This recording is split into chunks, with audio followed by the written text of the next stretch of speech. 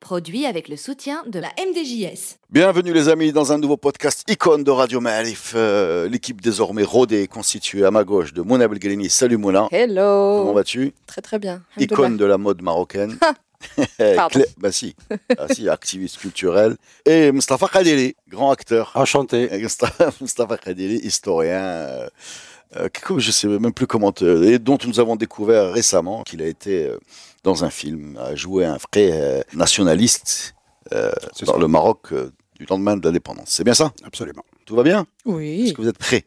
On va dire ça comme ça, oui. Mouna, Oui. vas-y. Je démarre avec une grande dame des planches et du théâtre et du cinéma et de la télévision qui nous a quittés cet été. Je fais pas de suspense, je te rassure. C'est Fatima Regragui. Elle nous a quittés cette année à l'âge de 80 années, me semble-t-il. Et c'est vrai que c'est une dame qui a accompagné toutes les générations. Même quand on ne connaît pas son travail, on connaît au moins son visage, son sourire, sa bonhomie.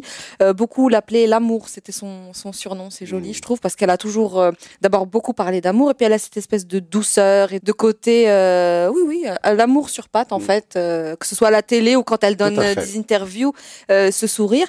Et c'est une dame qui a démarré très très jeune, elle a démarré à l'âge de 15 ans, où elle a commencé, c'est dans les années 50, elle a commencé par le théâtre. Et du coup, on peut clairement dire d'elle que c'est l'une des pionnières en fait de l'art dramaturgique. C'est correct ça comme phrase? Bref, du théâtre marocain. C'est quelqu'un qui avait déjà c'est plus un masrah. Tu fais exactement c'est pour ça que je fais la genre dramatique. C'est pas télévisuel.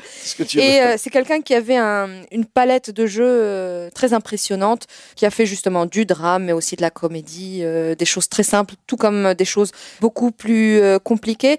Sa vie, c'est vraiment extraordinaire. D'ailleurs, je sais qu'on fait un podcast audio, mais pour ceux qui veulent bien aller chercher juste des images pour voir aussi la transformation dans le temps physique, mais dans le sens où on voit vraiment à quel point elle a embrassé toutes les époques. C'est-à-dire qu'il y a des images d'elle à ses débuts où elle fait tellement Greta Garbo, où elle a des portraits sublimes. D'abord, c'était une femme très très belle, et donc dans sa jeunesse, elle a une espèce de grain de beauté sur le haut de la pommette qui faisait vraiment sa particularité, et puis des photos, mais d'un glamour incroyable, on la croirait sortie des studios hollywoodiens des années 50, effectivement. Elle a aussi des photos d'elle en costume de scène, en jouant des pièces de théâtre classique, en grande robe.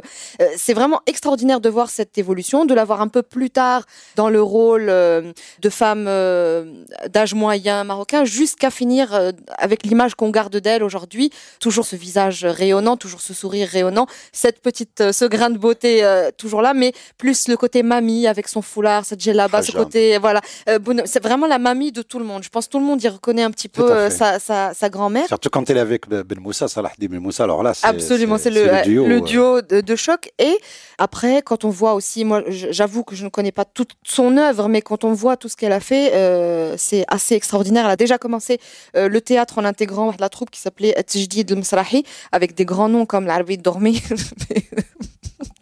Tu voulais placer un truc sur le foot, non? Non, pas du tout. J'ai eu peur. Avec Regragui, je me retiens depuis tout à l'heure. Et Ben Slimane, par la suite, elle quitte cette troupe. Rabat ou Marrakech? Je pense Rabat. Il me semble Rabat, mais à confirmer. Parce que Walid Regragui est de Fnedr, donc on oublie la famille. Rabat. On oublie le lien de famille. Je sais même pas, c'est ce que je disais, je ne sais même pas si elle a un lien avec Nzahar Regragui aussi. C'est la clique de Rabat dans le théâtre, Dormi, le Mahchoub Raji. Absolument. Je veux dire, toute une clique des années 60, effectivement. Et par la suite, elle quitte cette troupe-là, elle en intègre une autre avec encore des noms absolument extraordinaires. La troupe Ma'moura, dans laquelle on retrouve un certain Taïb Seddiqi qui revient décidément vraiment souvent dans ce podcast. Taïb L'Alej, Afifi, etc. Et cette troupe va être dissoute en 74. Et c'est là qu'elle va rentrer en fait dans le côté un peu moins underground, si je puis dire, et qu'elle va en fait intégrer la troupe du théâtre de Mohamed V. Et là, c'est vraiment le côté officiel et officieux. Et c'est là que son nom va vraiment être inscrit dans les annales du théâtre marocain. Et puis, à partir de là, voilà, théâtre, télévision, cinéma. Elle va être un petit peu partout. Son CV est vraiment impressionnant. Elle va même faire du théâtre radiophonique qui était très en vogue à une période avec Chakran, entre autres. J'adore ça. Ouais, j'adore le théâtre radiophonique. Je sais pas pourquoi ça n'existe plus. Non. Les fictions audio, c'était magnifique. Ouais. C'est quelque chose. Ouais, c'est magnifique parce que l'imaginaire voyage. Bah, moi, ça m'aidait à apprendre à la darija d'ailleurs, ce théâtre-là. En écoutant la radio, ce théâtre-là. Ouais. C'est magnifique. Comme quoi. Et donc oui, voilà, vraiment. C'était bien fait en plus. Je suis sûr que c'était bien fait. Hein. Oui, on est dedans. On est dedans. C'est de l'audio, mais on est dedans. Non, la production est de qualité, c'est-à-dire on avait une bonne production par rapport au film. On a longtemps ramé pour avoir techniquement des d'arriver à un niveau. Ouais. Là, ils étaient. Ouais. C'est ce que je me tue à expliquer à tout le monde. L'audio est plus simple. C'est pour ça qu'on fait des podcasts. Nota bene. Et donc oui, comme je disais, je connais pas toute son œuvre, mais c'est vrai que c'est une dame qui est présente dans le cœur et dans l'imaginaire de, je suppose, d'une grande majorité de Marocains, ce qui fait d'elle une icône incontestée. Je vais parce que voilà, c'est Fatima Regragui. C'est pas moi qui ai validé, c'est Mustafa. Mustafa, tu valides cette icône? Oui, c'est un grand nom parmi toute une génération. On a eu un peu de renouvellement sur scène, mais ça rame de nouveau. Mais ça va aussi avec la chute un peu du théâtre en tant qu'art. C'est triste, mais... Non, on a des troupes, troupes, surtout dans les petites villes. Mais on avait... La télé ne le passe plus. Voilà, la télé ne passe plus, le théâtre.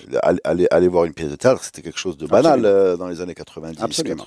Bon, aujourd'hui, je ne sais même pas si... Enfin, bref. Et c'est un théâtre qui s'exportait en plus. J'ai vu en faisant mes recherches encore une fois qu'ils avaient joué plusieurs fois à Paris aussi, des pièces marocaines, mais c'est des gens qu'on va voir. Théâtre Sarah Bernard, semble-t-il. On va voir jouer dans les endroits où il y a une forte communauté marocaine. Exactement. Faire Paris, Bruxelles, Lyon, Marseille, tout ça, il n'y a pas de problème. Donc une vraie belle carrière et une vraie belle personne qui nous a donc quittés cet été. Merci. Avec plaisir. Je me tourne vers Mustafa Al-Qadeli qui va nous sortir une icône de sa poche à icône. Je le vois ouvrir son sac et un scoop. Vas-y. C'est le Mbark Al-Arabi Nba qui nous a fondé un groupe rock en Tamazirt, Saghro Band. Saghro Band, ça renvoie à Bougafer. Saghro, c'est la chaîne de montagne où il y a le Bougafer. Oui. Il a fait des études à l'université, il a fait 2 licences. Je sais qu'il a une licence en français. Il nous a quittés presque à l'âge de 30 ans, très jeune, janvier 2011, pris une maladie. Et je veux dire, la courte carrière qu'il a eue, la courte vie plutôt qu'il a eue, nous a laissé, je crois, 4 ou 5 albums avec plein de chansons, toujours vivantes, reprises aujourd'hui par les jeunes qui s'initient à la musique. Il initie carrément un style, un style qu'on appelle un style sud-est à peu près, un style sud-est qui nous a donné beaucoup d'autres groupes de musique, dont par exemple, l'ancêtre c'est un peu Mellal, il est toujours là, c'est lui le pionnier, et puis suivi par Amnei et Tassout Animal, Tawergit, Band et Jouban Touja aujourd'hui. C'est un peu Mbark Al-Arabi qui est Nba, surnommé Nba, le raccourci d'Mbark, qui nous a laissé cette marque qui s'inspirait au début de Matoblones de Kabylie, de l'Algérien, et par la suite qui a donné une touche vraiment locale parce qu'il y a une touche haïdostique, si j'ose dire, dans ce rock assez pur. Malheureusement, le groupe n'a pas pu continuer sans lui. Ils ont essayé sans succès parce que justement, il avait sa propre touche.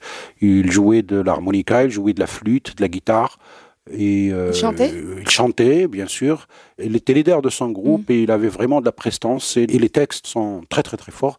Pour les textes, il s'est inscrit dans la tradition des poètes locaux, notamment un vieux poète qui est toujours là, qui chante encore, Mou Hachem, qui joue avec l'autre. Il écrivait ses textes ou il reprenait les textes? Non, il écrivait, mais dans le style des poètes locaux. Il parlait de quoi dans ses textes? De tout, la vie, les conditions de vie, la jeunesse, la misère de la région où il habite, le sud-est. Il est originaire d'un petit qsar qui s'appelle Mellab, dans la province de Tinrir, je crois, aujourd'hui, ou de Rachidia.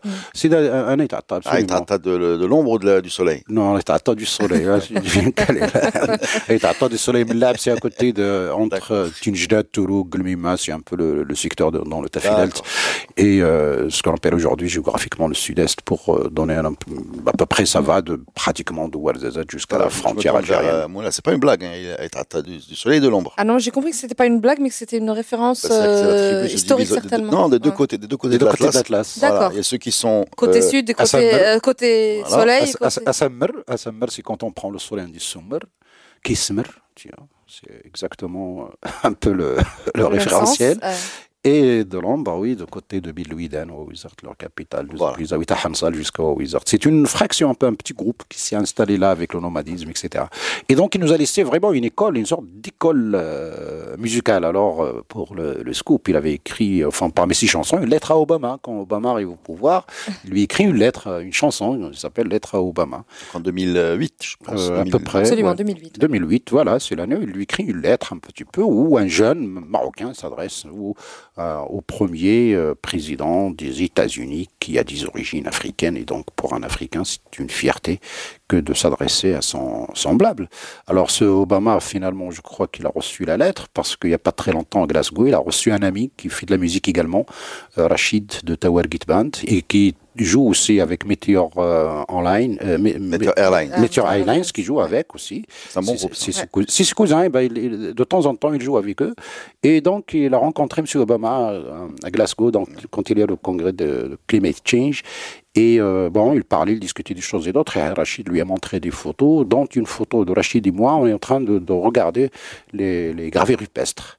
Et bien, quand Obama a voulu parler de Rachid, il a balancé cette photo de lui avec Rachid à Glasgow, et une photo de Rachid et moi en train de regarder les gravures rupestres par terre à la montagne du Haut-Atlas. Donc finalement, c'était ça le scoop. Non, je sais pas si vous avez bien compris. En fait, Mustafa Kaderi is going worldwide. C'est ça. C'est-à-dire, Monsieur Obama. De Radio Maalif, là, tu es dans les tweets d'Obama. Donc, il faut s'attendre à ce que tu... C'est sur le statut, sur la page Facebook, pas sur le tweet. Sur la page Facebook, il a fait la photo. Sur le, donc, sur il le mérite tweet. une icône. Sur le tweet, c'est bon. Dans le tweet, mais alors, on le met dans acteur ou... Ah, on le met dans tout. Mais par contre, j'ai du mal à faire le lien entre Sarloband et Obama. Sarloband a envoyé une lettre à Obama. Ah oui, voilà, bien sûr. C'est ça. Lettre à Obama que finalement Rachid a réussi à transmettre, si j'ose dire. Beaucoup plus tard, après la mort de son auteur. Mais en tout cas, l'idée, elle est toujours là. Et maintenant que tu es pote avec Obama, fais-lui lire la lettre. Non, je suis pas lettré. Non, je suis sûr et certain que Rachid lui a parlé de ça. Peut pas passer. Ça peut pas passer parce que. Écoute, je vais te demander un petit service, à part de nous remplir nos podcasts, c'est que si jamais tu croises Obama, j'ai pas grand chose à lui dire. Par contre, je sais qu'il est pote avec Springsteen. D'accord. Et si tu pouvais l'inviter à Radio Maalif, Springsteen. D'accord. Voilà. Je lui dirai. Tu lui dis que, ou alors on est prêt à se déplacer pour faire un podcast avec lui. Voilà. Et même un duo. Ce serait génial. On accepterait ça. Ça serait génial. On est un peu difficile, mais on accepterait ça. On peut toujours rêver, ça commence toujours comme ça. Eh ben c'est super. Donc du rock sud-est. Rock Asammer. Solaire. Merci beaucoup. Merci. Allez, écoutez ça. Et ça va nous mettre cette musique-là pour terminer ce podcast, évidemment.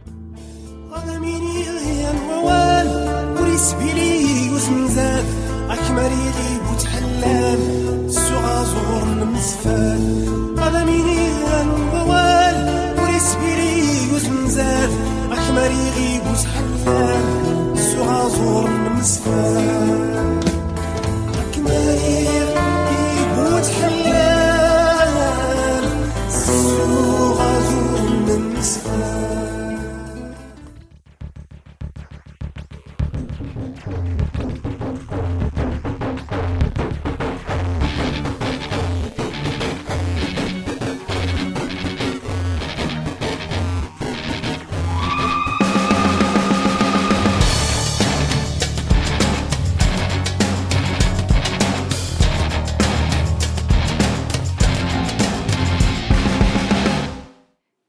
Produit avec le soutien de la MDJS.